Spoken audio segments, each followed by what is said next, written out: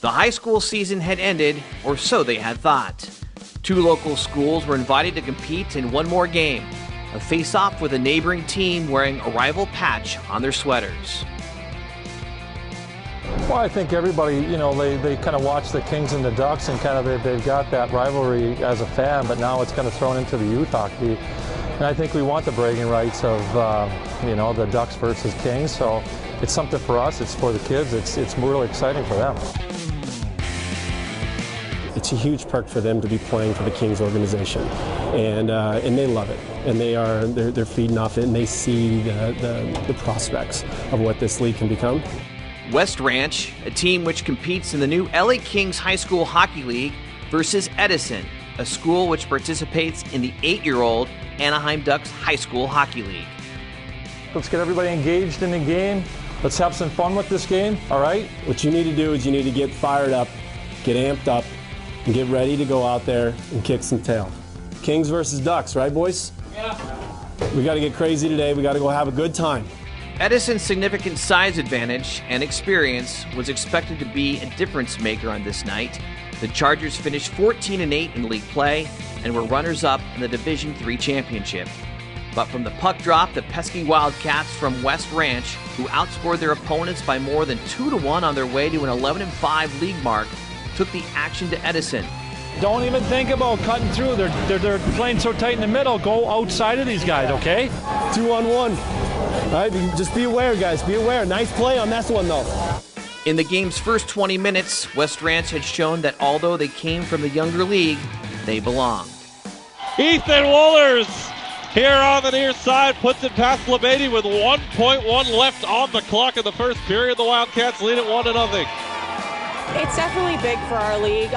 Year one, we started off with 8 teams. Ducks League has about 40. They have the Kings League and the Ducks League, and they can still battle it out between both territories. It's great for them.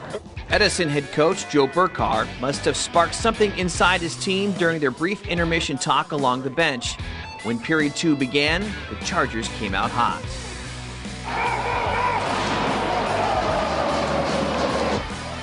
Healy shot glove saved by Titer again. Rarely seen, 5 men in the penalty box, but it would be an unwanted and frequent vision for Edison fans. In just the second period, they racked up a total of 9 penalties, including 3 10-minute misconducts. But time and again, goaltender Jake Labadie turned away Wildcat threats. Nothing through the center of the ice, boys, okay? With the clock ticking down to the 2-minute mark of the period, both teams had 5 skaters on the ice. Edison's Jake Geely began the rush with a cross-ice pass, took a pretty puck tip from Blake Luvano, then finished off the play with a nifty move.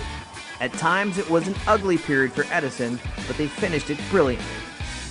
Like any other good rivalry, it takes a period, I think, of hockey to feel each other out, which we had in the first period. In the second period, it kicked in. The Kings and the Ducks rivalry, whether it's in the NHL level or the high school level, they don't like each other. And when you see 5 guys from one team in the penalty box, it's good hockey. If he hits Cole, come across, step in. Scholes hips across right here, or Chip, you're coming in, Trevor's coming in. Got it? In the third, Edison kept up the pressure, but the tougher the situation, the more West Ranch's goalie seemed to rise to the occasion.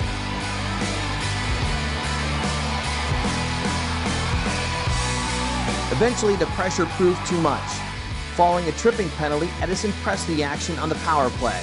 The initial stop on Geely was made, but Charlie Lowe was the right man in the right spot. Osterkamp with his shot at the front block, title rebound, score! Charlie Lowe on the second rebound gives the Chargers the lead. With just over 4 minutes remaining, Wildcat coach Bill Butters and his staff had some simple instructions. Hey, keep shooting, keep shooting. Hey, keep doing what you're doing, boys. And then, 3 minutes later, when an opportunity arose, he encouraged his guys to take advantage. Go! War over on the far side in the middle for Prouty. This may be the chance. Prouty shoots, he scores! And he pops the water bottle as well. And the game is tied with a minute 4 to go. The first junior Freeway Faceoff would go to overtime. But less than 3 minutes into the extra period, Charlie Lowe delivered a crushing hit along the boards.